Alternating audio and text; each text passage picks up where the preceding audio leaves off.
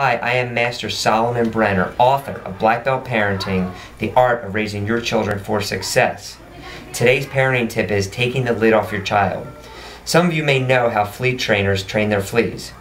They figure out how high they need them to jump, and then they find a jar about that size. They put the fleas into the jar, put a lid on, and the fleas begin to jump and hit their heads on top of the lid. Eventually, the fleas stop hitting their head on the lid, and they can actually take the lid off, and the fleas only jump about a quarter inch below that lid forever. The fleas will never escape. Well, our kids learn the same way. Each time they fail, they must learn that through perseverance and dedication, they need to continue to try.